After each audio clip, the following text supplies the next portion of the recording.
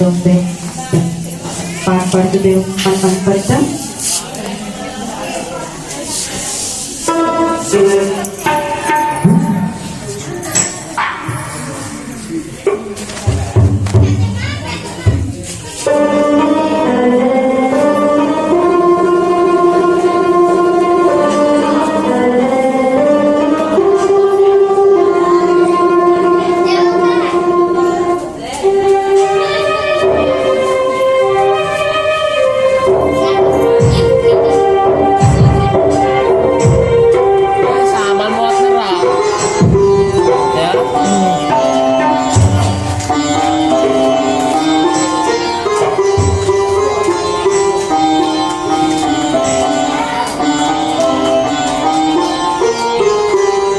సుమధుర స్వరముల గానాలతో వేలాది దూతల గణములతో సుమిరాడబడుచున్న నా యేసయ్యా నీకే నా ఆరాధన. సుమధుర స్వరముల గానాలతో వేలాది దూతల గణములతో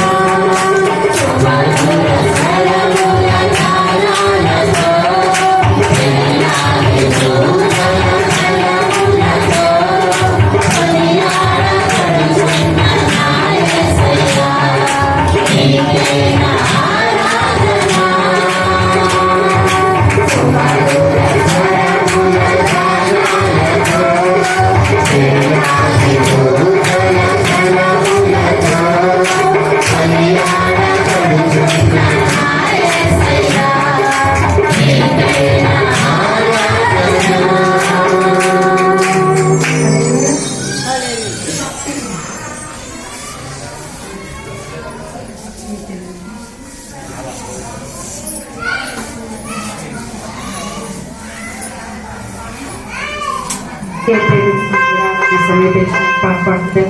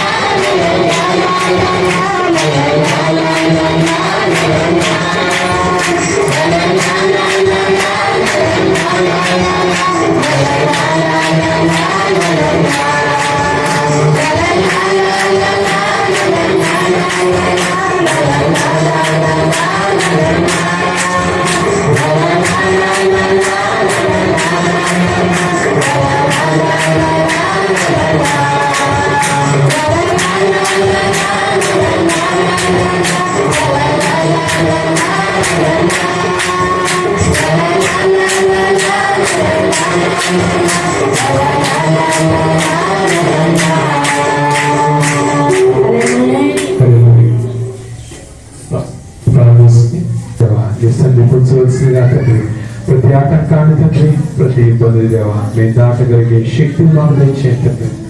దేవా ఆటంకాలు వచ్చినప్పుడు తండ్రి దాటటమే దేవా క్రైస్తవ్యం తండ్రి. ఆటంకాలు చూసి తండ్రి వెనకడుగు వేయటం తండ్రి. దేవా ఇష్టపడిన వ్యక్తిత్వం తండ్రి, ఇష్టపడిన క్రైస్తవ్యం క్రైస్తవునిగా తండ్రి కాలంలో తండ్రి ముందుకు సాగటాన్ని తండ్రి మేము నేర్చుకుంటున్నాం తండ్రి. దేవా ప్రభుత్వం మీ చేతిలో పెట్టుకుంటున్నాం తండ్రి. ముఖ్యంగా తండ్రి అగ్రూపేస్తున్నాడు తండ్రి. మీరు చదివిన వాక్యాన్ని నేను తండ్రి నేర్చుకున్నాం తండ్రి. ఏ వాక్యాన్ని చదువుకున్నాం తండ్రి. ఆ వాక్యం తండ్రి ఊరికి నేను చదవబడదు తండ్రి. ఈ రోజు తండ్రి గృహప్రవేశం రోజు దేవా చదువుకున్న ఆ వాక్యాన్ని తండ్రి దేవా మీరు మాతో మాట్లాడవలసిందని మాకు నేర్పించవలసిందిగా కోసం మీ చెల్లి దేవా నేర్చుకుంటున్నాం తండ్రి.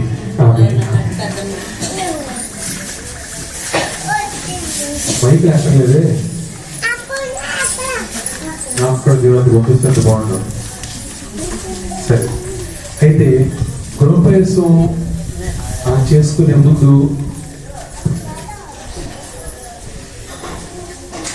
ఒక వాక్యం చదివాం.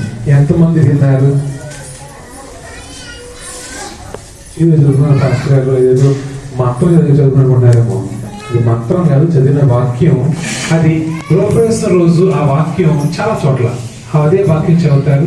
ఎందుకు ఆ వాక్యంలో ఉన్నటువంటి మర్మం ఏంటి, చదవబడినటువంటి వాక్యం అది ఏది, అది గృహప్రవేశానికి ఇదే వాక్యం చదవాలి లేకపోతే దేనికి ఇది, అది ఒక ఖచ్చితమైనటువంటి పరంపర మాత్రం కాదు, కానీ దానికి ఒక అర్థంతో అది చదవబడుతుంది. ఈ రోజు తెలుసుకుందాం మనం ఎందు నిమిత్తం మనం ఆ వాక్యం చదివి ఆ వాక్యాన్ని అర్థం చేసుకునేందుకు లోపల కష్టం చూసుకుందామేమో.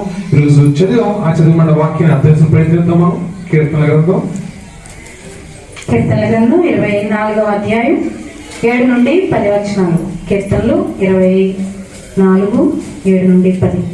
కుంభములారా మీ తలలో పైకెత్తుకొనుడి, మహిమగల రాజు ప్రవేశించినట్లు పురాతనమైన తలుపులారా మిమ్మును లేవనెత్తుకొనుడి.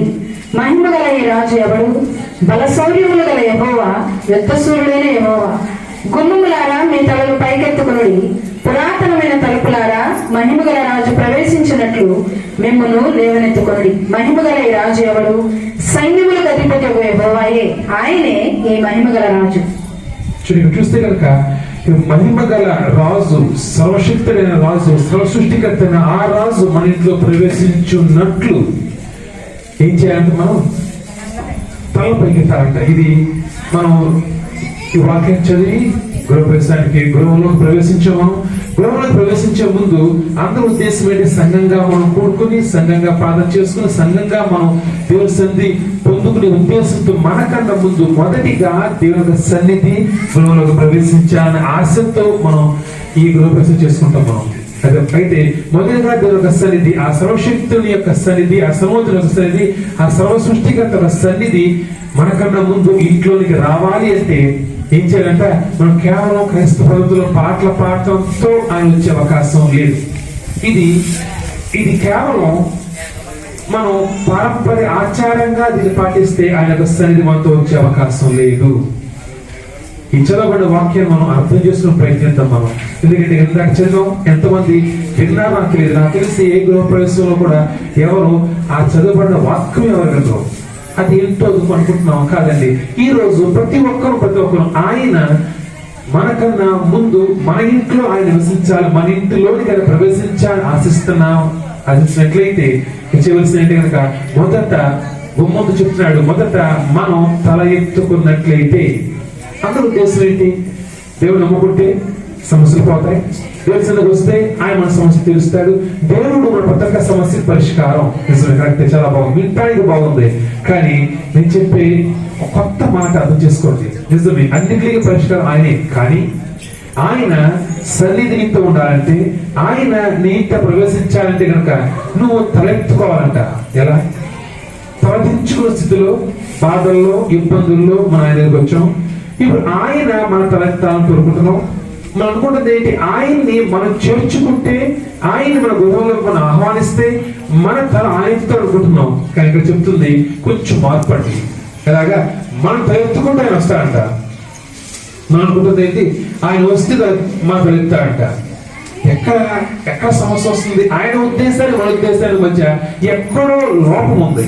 కాబట్టి మనం వందల కోట్ల మంది ప్రపంచంలో క్రైస్తవులు ఉన్నా కానీ ఆయన యొక్క పూర్తి ఉద్దేశాన్ని అనేకులు అర్థం చేసుకోలేకపోతున్నాం. కారణం మనం అందరూ అనుకునే ఉద్దేశం, అందరూ అనుకునే పద్ధతి, క్రైస్తవ్యం అంటే భక్తి చేయడం, అందరూ అనుకునే పద్ధతి మనం ఆయన దగ్గర వచ్చినట్లయితే కనుక మన తల ఆయన ఎత్తుతాడు.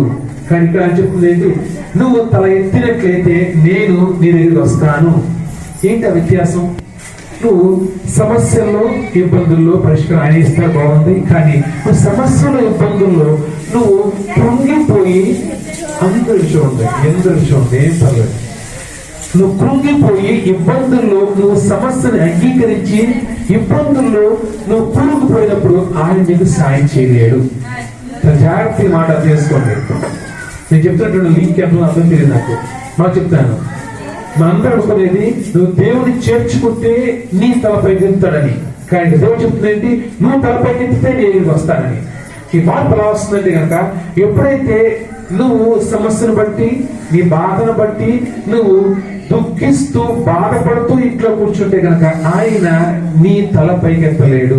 తల దించుకోవడం అంటే అర్థం ఏంటి? అర్థం తెలుసు. తల దించుకోవడం అంటే సమస్యకి, ఇబ్బందికి, ఆ బాధకి ఓటమిని అంగీకరించే స్థితి.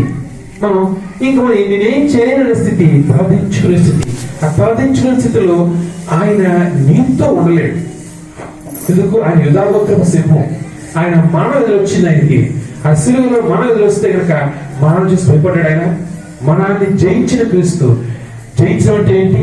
ఆ మరణం ఆ శిలువని ఎక్కి ఆ సన్నివేశం వచ్చినా కానీ అందరూ ఆయన్ని విమర్శిస్తున్నా, అవమానిస్తున్నా, తిరస్కరిస్తున్నా, తొలగిస్తున్నా కానీ ఆయన ఆయన ఏడ్చినట్టు కానీ, ఎక్కడ ఆయన బాధపడినట్టు కానీ ఎక్కడ దాఖలు ఉన్నాయా?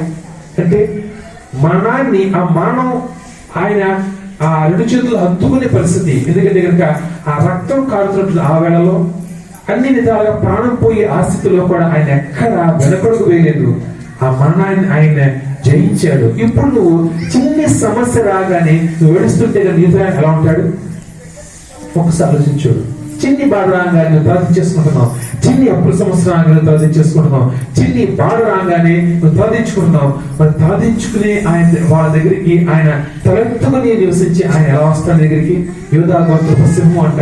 ఆయన వచ్చేది ఆయన జయించాలని ఆశతో, జయించటానికి ముందుకు సాగే వాళ్ళకి మాత్రమే సాయం చేయగలడు. నువ్వు ఓడిపోయే ఉద్దేశంతో నీ ప్రార్థించుకునే నీ జీవితాన్ని నువ్వు సాగించే ఉద్దేశం ఉంటే కనుక ఆయన ఎందుకు వస్తాడు?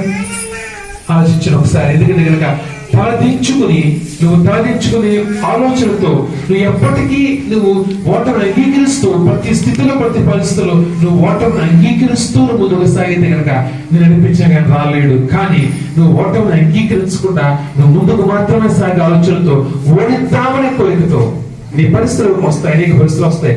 అప్పుల సమస్య అనుకుందాం. అప్పు సమస్య వస్తే కనుక అప్పులను చూసి ఎంతమంది అప్పులు ఎలాగైనా తెచ్చాలి, ఎలాగైనా పైకి ఆలోచించిన ఎంతమంది? ఒక అనారోగ్యం వచ్చింది, కాళ్ళ నొప్పి వచ్చింది, నొప్పులు బాగా అర్థమవుతాయి కదా. కాళ్ళ నొప్పి వచ్చింది, కాళ్ళ నొప్పి వస్తే కనుక ఆ నొప్పిని బట్టి ఇంట్లో పడుతుంది ఎంతమంది? లేకపోతే కాళ్ళ నొప్పి వచ్చినా కానీ నీ పని చేసుకుని ముందుకు ఎంతమంది? చాలా తక్కువ మంది కదా. కాళ్ళ నొప్పి వస్తుంది, నువ్వు ఎక్కడికైనా నడుస్తుంది, నొప్పి గుర్తు వస్తుంది. కానీ ఎవరికైతే నొప్పి కాదు నీ పని గుర్తొచ్చేది ఎంతమందికి? నేను పని వెళ్తున్నాను, అది ఏ పనైనా కానీ, నీ పర్సనల్ పని అయినా, వ్యాపారం ఏదైనా కానీ, ఎక్కడికైనా కానీ నీకు నొప్పి, కాళ్ళు నొప్పి వస్తుంది, నొప్పి గుర్తొస్తే ఇంట్లో కూర్చుంటావు, పని గుర్తొస్తే పనికి వెళ్తావు. ఎలా ఉన్నావు ఆలోచించు. నువ్వే నీ జీవితం ఆలోచించుకో. నొప్పి గుర్తొచ్చి ఇంట్లో కూర్చుని పని ఉందా? పని గుర్తొచ్చి పనికి వెళ్తే కనుక నొప్పి తీరిపోతుంది కదా. ఎలాగో తగ్గిపోతుంది నొప్పి, ఎలాగో 2 రోజులు నొప్పి తగ్గిపోతుంది. కానీ ఆ 2 రోజులు నీ పని మానేసుకున్నావు అంటే ఓడిపోయింది ఎవరు? ఎవరికైతే నొప్పి గుర్తొచ్చి ఇంట్లో కూర్చున్నారో వాళ్ళు ఓడిపోతున్నారు. ఎవరికి పని గుర్తొచ్చి పనికి వెళ్తున్నారు వాళ్ళకి నొప్పి ఎలాగో తగ్గిపోతుంది. ఎవరికి సాయం చేయాలైనా ఇంట్లో కూర్చొని సాయం చేయాల్సిన అవసరం ఉందా? నొప్పి గుర్తొచ్చి ఇంట్లో కూర్చుంటాడు. ఇంట్లో కూర్చుని సాయం ఏం చేయాలి? బయటికి వెళ్తే సాయం చేయాలి కదండి. పని బయటికి వెళ్తే కనుక ఎలా సాయం చేయాలి? నొప్పి రాకుండా కాపాడాలి, నొప్పికి ఎక్కువ కూడా కాపాడాలి. నొప్పి ఏమైనా కానీ ఇంటికి క్షేమంగా చేయడానికి ఆయన కాపాడాలి. ఇంట్లో పడుకుంటే ఆయన కాపాడాలా? ఏ కాపాడక్కర్లేదు. మరి నొప్పికి భయపడి, సమస్యకు భయపడి నువ్వు ఓటమిని అంగీకరించి ఇంట్లో కూర్చుంటే కనుక ఆయన నీకు ఎలా సహాయం చేయాలని కోరుకుంటున్నావు? సహాయం చేయడం అంటే ఏంటి? సహాయం చేయడం అంటే నీ ప్రతి ఒక్క పరిస్థితి నుంచి రక్షిస్తాడు ఖచ్చితంగా. కానీ నువ్వు అడుగు ముందుకు వేస్తే నువ్వే ఓటమిని అంగీకరిస్తున్నావు, నువ్వే నేను పోరాడేనంటున్నావు. పోరాటం అనేది ఖచ్చితంగా మన జీవితంలో నువ్వు పోరాటం చేసినప్పుడు మాత్రమే విజయాన్ని ఇవ్వగలడు. నువ్వు అన్ని ఓడిపోయి అన్ని ఇబ్బందులతో నువ్వు ఇంట్లో కూర్చుంటే కనుక నీకు ఎట్టి పరిస్థితుల్లో నీకు ఆయన విజయాన్ని ఇవ్వలేడు. ఎలా ఇస్తాడు? ఆలోచన. కొంతమందికి ఆలోచన, దేవునికి పని చేస్తున్నాం కదా, లేకపోతే కనుక చర్చికి వెళ్తున్నాం కాబట్టి నేను ఇంట్లో కూర్చుంటే కనుక నాకు అన్ని జరిగిపోతాయి. అవి కూరుతుందా? నువ్వు చేసే పని నువ్వు చేస్తే కనుక నీ పనిలో ఆయన సఫలాన్ని ఇస్తాడు, నీ పనిని దీవిస్తాడు, నీ ఇంటిని దీవిస్తాడు, నీ నీ నీ యొక్క ప్రతి ఒక్క స్థితిగతులను దీవిస్తాడు. కానీ నువ్వు చేయవలసింది పోరాటం. నీ పోరాటం ఎప్పుడు ఆపకూడదు. నువ్వు ఎప్పుడైతే నీ పోరాటాన్ని నువ్వు విరమించుకున్నావో, విడిచిపెట్టిస్తావో దేవునికి సహాయం వచ్చే అవకాశం లేదు. ఇక్కడ ఎవరైతే తలెత్తుకుంటారో, తల దించే స్థితిలో దేవుడు ఎప్పుడు ఉంచడు. ఆయన తలగా ఉంచుతాడంట, తోక ఉంచినట్ట. అంటే దాని అర్థం ఏంటి? సమస్యలు కూడా ఇస్తాడు సమస్యలు. ఎందుకంటే కనుక నువ్వు తలెత్తుకునే స్థిత, తలదించుకునే స్థిత ఎప్పుడు తెలుస్తుంది? అంతా బాగున్నప్పుడు నువ్వు తలెత్తుకునే ఉంటావు. కానీ సమస్య వచ్చినప్పుడు నీ లోపల నుంచి నీ యొక్క నిజ స్వరూపం తెలుస్తుంది. నువ్వు తల ఎత్తుకునే అలవాటు నీకుందా, తలదించుకునే అలవాటు నీకుందా? పదవి చూడండి, ఎంత ఆనందం ఉన్నాక తలదించుకుని ఉంటారు, ఎప్పుడు ఏడుస్తుంటారు. చూడండి, ఎంత బాగున్నా, ఎంత సమృద్ధి ఉన్నా, ఏమున్నా కానీ ఎప్పుడు ఆ బాధ, ఎప్పుడు ఆ వేదన ఉంటుంది. నువ్వు అలా ఉన్నావా? లేకపోతే కనుక నువ్వు ఏమున్నా లేకపోయినా కానీ దేవుడిని బట్టి నువ్వు ఆనందించే స్థితిలో ఉన్నావా? అంటే సెకండ్ పార్ట్ చూసుకున్నావు. ఎలా ఇది వస్తుంది? కష్టంలో ఆనందం ఎలా వస్తుంది? కష్టంలో ఉండి కూడా నువ్వు ఆ తలెత్తు ఎలా జీవించగలవు? కష్టం, ఇబ్బంది ఉన్నా కానీ నువ్వు ఏ విధంగా నువ్వు ఆ జయించిన స్థితి లేదా జయించాలని ఆశ ఎలా వస్తుంది? సెకండ్ పాయింట్ జాగ్రత్త తీసుకుని కనుక ఎలా వస్తుందంటే కనుక ఆయన నాకు చేస్తాడని నమ్మకంతో వస్తుంది. నువ్వు ఓటమి స్థితిలో ఉన్నావు కానీ నిన్ను ఆయన తలదించుకోమని చెప్పట్లా, తలదించుకోవద్దు అంటాడు ఆయన. ఏ నమ్మకంతో? నాతో నా దేవుడు ఉన్నాడు కాబట్టి నాకు విజయాన్ని ఇస్తాడు. నీకు నువ్వుగా విజయాన్ని సాధించలేవు. ఎందుకంటే ఒక వ్యక్తి ఎప్పుడు సాధించుతాడు?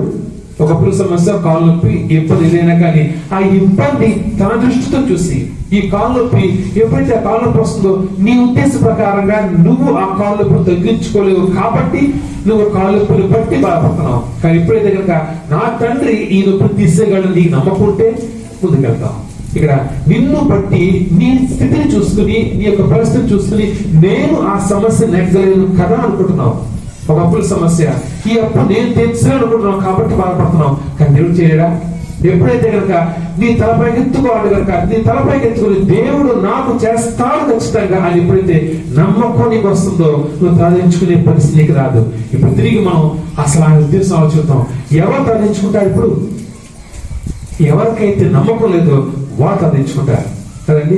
ఎందుకు సాధించిన వాళ్ళు రాలేడు అంటే కనుక ఎవరైతే ఆ సమస్యను బట్టి బాధను బట్టి సాధించుకుంటారంటే అర్థం ఏంటి?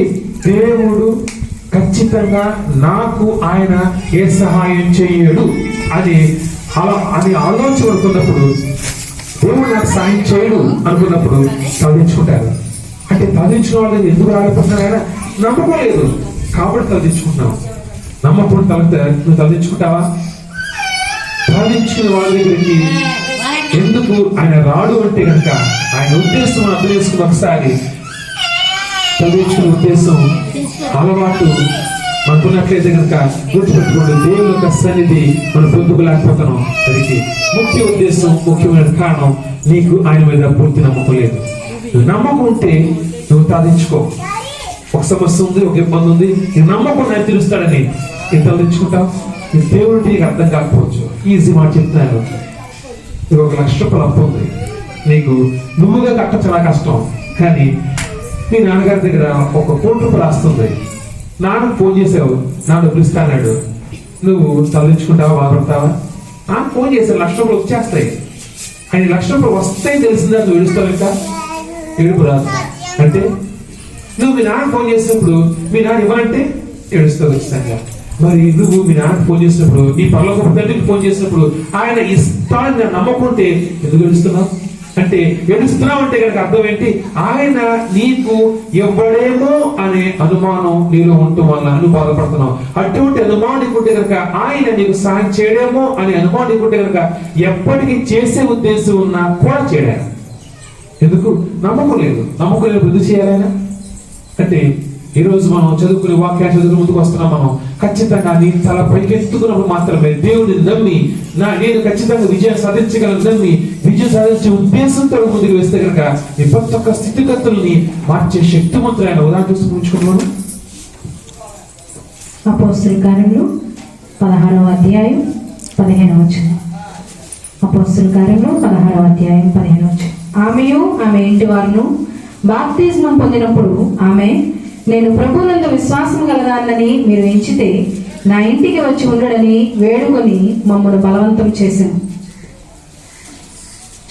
ఈ సన్నివేశం ఎవరు చెప్పబడుతుంది? పని చూస్తుంటే కనుక స్త్రీ పేరు లూదియా అనే ఒక స్త్రీ తూతెర అనే పట్టణంలో ఆమె చేస్తున్నటువంటి పని ఏంటి? ఉదారంగు. ఉదారంగు అంటే ఏ కలరు?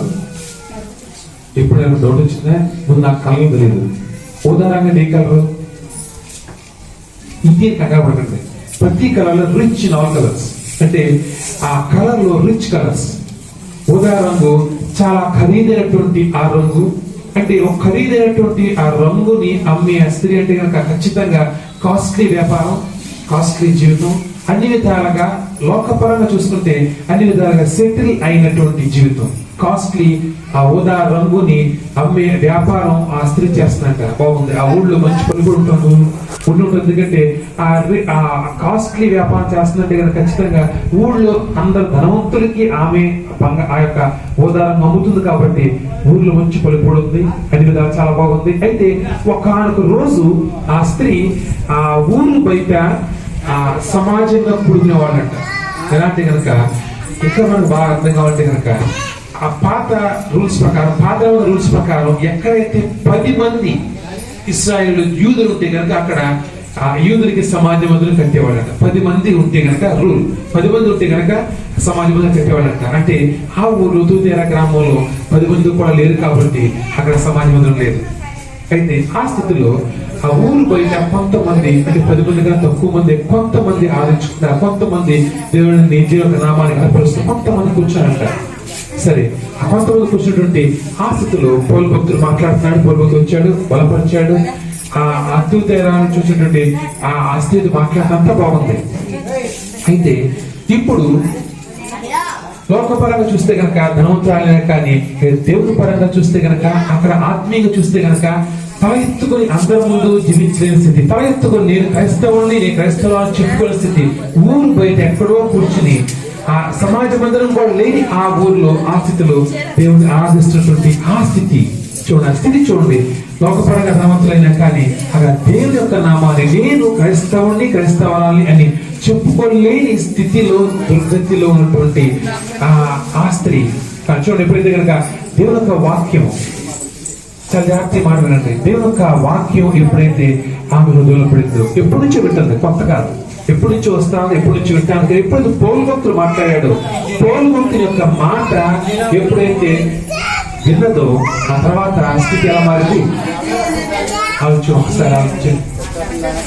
బాగు ఒక్క 10 నిమిషాలు బాగు చేద్దాం.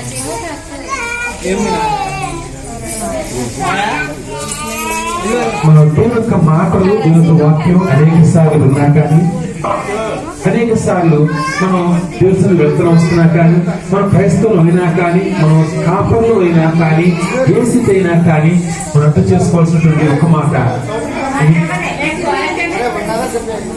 ఒక్కసారమ్మా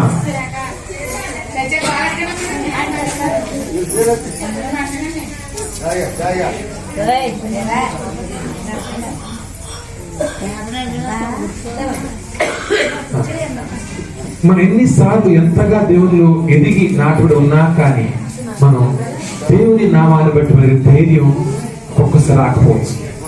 చూడండి, మనం చర్చి వెళ్ళొచ్చు, దేవుని ఉండొచ్చు, కానీ మనం నేను క్రైస్తవుని, క్రైస్తవురాలని చెప్పి ఇతరులకు చెప్పలేని స్థితి, నువ్వు దేవుని సందులో తల ఎత్తులేని స్థితి అనేక సార్లు మనకి వచ్చే అవకాశం ఉంది.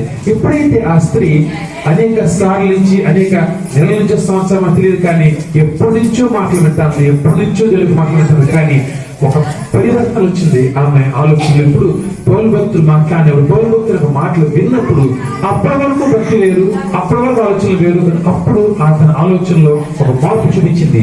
ఇలాంటి మార్పు అప్పటి వరకు దేవుడు అంటే దేవుడు నమ్ముకుంటుంది, నిజమే, దేవుడు ఇష్టమే, ఊరు బయటకెళ్ళి కూర్చొని సరదాగా 4 మాటలు వస్తుంది అంటే, కానీ ఎప్పుడైతే పౌలు భక్తుడు మాట్లాడాడు ఆ తర్వాత ఏమంటుంది, దేవుని గురించి ఆ స్త్రీలో వచ్చినటువంటి ఆ మార్పు, దేవుని గురించి చూడండి, దేవుని గురించి ఆమె తల ఎత్తుకునే స్థితిలోనికి ఆమె వెళ్ళిపోయిందంట. ఎలాగ అప్పటి వరకు క్రైస్తవుడు అని చెప్పడానికే ఇబ్బంది పడి బాధపడి ఆ స్త్రీ దేవుణ్ణి నమ్ముకోవటం, దేవుని వైపు తిరగడంతో పాటు తన కుటుంబాన్ని దేవుని వైపు తిప్పడంతో పాటు ఏం చేసిందంటే, అత్యంత చివరి మనకు చెప్తున్నాను, మనం చేయలేని పని ఆమె చేసింది.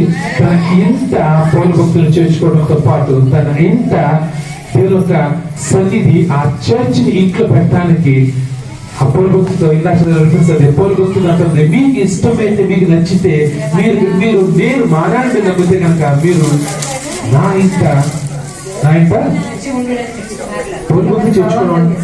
పౌలు భక్తులు చేర్చుకుని పౌలు భక్తులతో దేవుని సన్నిధిలో పౌలు భక్తులతో ఆరాధన పెట్టించుకుంటే కనుక అది అంత ఈజీ పని కాదు. ఎందుకంటే పౌలు భక్తులు అప్పట్లో ఎటువంటి స్థితి అంటే కనుక, ఆ పౌలు భక్తుల సేవ ఎటువంటి అంటే కనుక కత్తిమైన స్వామి లాంటిది. ఎలాంటి కనుక అందరితో రాజీ పడి సరదాగా చేసే సేవకుడు కాదు. పౌలు భక్తులు ఎక్కడుంటే కనుక అక్కడికి రాజులు వచ్చేవాళ్ళంట, ఆయన్ని గెట్టడానికి వచ్చేవాళ్ళంట, ఆయన చంపడానికి వచ్చేవాళ్ళంట. అటువంటి ఇబ్బందికరటువంటి ఆ కాంట్రవర్షియల్ ఆ పౌలు భక్తులు చేర్చుకుని ఆయనతో సేవ ఇంట్లో మొదలుపెట్టిందంట. అంటే ఎలాగా, ఏ స్థితి మారింది, దేవుడు ఏం చేశాడా, దేవుడి దగ్గరికి వచ్చి పౌలు భక్తులు మాట్లాడినప్పుడు, అయ్యా నువ్వు నాకేం సాయం చేస్తావు లేదు, కానీ నేనేం చేస్తాను, నాకేం సాయం చేస్తావు, నేను దేవుడు నమ్ముతాను కాబట్టి నువ్వు నాకేం చెప్తావు, నాకేం ఆనందాన్ని ఇస్తావు అని అడగలేదు, కానీ నేను నీకేం చేస్తాను. ఇప్పుడు వరకు వచ్చేటువంటి ఆ మాటల పరివర్తన, ప్రజల పరివర్తన, నేను ఇప్పుడు ఏం చేయాలి, పలువురితో అన్నటువంటి ఆ స్థితి ఇప్పటి వరకు ఆమె ఆలోచన విధానం ప్రత్యేక కనుక నేనేం పొందుకోవాలని ఆలోచించి పలువురితో మాట్లాడిన తర్వాత నేను దేవునికి ఏం చేయాలి, నేను తలెత్తుకుని దేవుడిని గర్వంగా తలెత్తుకుని నేను దేవుడి ముందు నిలబడే స్థితిలోనికి నేను ఏం చేయాలి, తలెత్తుకునే స్థితి. సమస్యల నుంచి, పనుల నుంచి, ఆటంకాల నుంచి ఏదైనా కానీ తల ఎత్తుకుని నేను ప్రతి ఒక్క సమస్యని నేను అధిగమించగలిగిన దేవుడు నాతో ఉన్నాడు. కాబట్టి అప్పటి వరకు ఆస్తి బయటకు వచ్చి ఊరు బయటకు వచ్చి ఎందుకు ఆదిస్తుంది? ఎందుకంటే కనుక ఊరు బయట ఊళ్ళో ఆదిస్తే కనుక అందరూ చూస్తారేమో, అందరు నవ్వుకుంటారేమో అని ఆలోచన. కానీ అందరు నవ్వుకుంటారేమో వచ్చి ఊరు బయట ఆలోచించి ఆ స్త్రీ తన ఇంత పౌరు భక్తులు చేర్చిన స్థితి, ఆ పరివర్తన వచ్చింది. అది కేవలం వాక్యం ద్వారా, అది కేవలం నీ యొక్క ఆలోచన ద్వారా. ఎప్పుడైతే నువ్వు నీ జీవితం మార్చుకోవటానికి ఇష్టపడతావో అప్పుడు మాత్రమే దేవుడు వస్తాడు. నువ్వు భయపడుతూ నువ్వు దేవుని ఆదించినంత కాలం దేవుడు వస్తాడని ఎప్పటికీ పొందిన అవకాశం లేదు. దేవుడు నమ్ముకుంటే కదా దీవించబడతాం అనే ఆలోచన విడిచిపెట్టి తెలుసు. కానీ ఎప్పుడైతే కనుక దేవుడు నమ్ముకుంటే కాదు, నువ్వు దేవుడిని నీకు చేర్చుకోవాలంటే కనుక నువ్వు తల ఎత్తుకుని ప్రతి ఒక్క సమస్యని దేవుని నామంలో దేవుడు అధిగమింపచేస్తాడని నమ్మి ఎప్పుడు దానికి ముందుకు వేస్తావు, దేవుని యొక్క సన్నిధి నీతో ఉండబోతుంది. దేవుని యొక్క సన్నిధిని పొందుకుందాం. మనం దేవుని సన్నిధితో మాత్రం మనకి విడుదల కలిసి ముగించుకుందాం. ప్రార్థన. సకలమైన ఆశీర్వాద దేవా విడుదల అక్కడ చేయించుకుంటాం తండ్రి. దేవా గడిచిన 2 రోజులు తండ్రి, దేవా ఎంతో వర్షం తండ్రి, ఈరోజు ఆరాధన తండ్రి, గృహప్రవేశం అనేక తండ్రి. దేవా ఈ గృహంలో జరిగే మొదటి ఆరాధన తండ్రి, దేవా జరగడం కష్టం అయ్యే అవకాశం దేవా తండ్రి, కష్టమైన తండ్రి, ఇబ్బందైనా తండ్రి. ఎప్పుడైతే మేము మిమ్మల్ని నమ్మి ముందుకు సాగుతామో తండ్రి, ఎప్పుడైతే తండ్రి మేము ఆనుకుంటామో తండ్రి, మేము దేవా ఓటమి అంగీకరించుకున్న దేవా తల ఎత్తులతో ముందుకు సాగుతాం. పరిశుద్ధాత్మ దేవా బిడ్డ కుటుంబాన్ని తండ్రి, ఈ ఊర్లో దేవా తలగా ఉంచవలసిన అనేక మందికి తండ్రి మాదిరికరంగా తండ్రి, అనేక మంది దేవా మీ తట్టు నడిపించే బిడ్డగా తండ్రి బిడ్డ నుంచి వస్తుంది దేవా. బిడ్డల చుట్టూరు తండ్రి, బిడ్డల కుటుంబం చుట్టూరు తండ్రి దేవా. ఈ రోజు తండ్రి ఎంతమంది తండ్రి దేవా ఈ విస్తృతి వచ్చారు, ప్రతి ఒక్క గురించి వేస్తుంది మీ చేత నిర్వహించుకోవాల్సిందిగా స్పష్టం తండ్రి.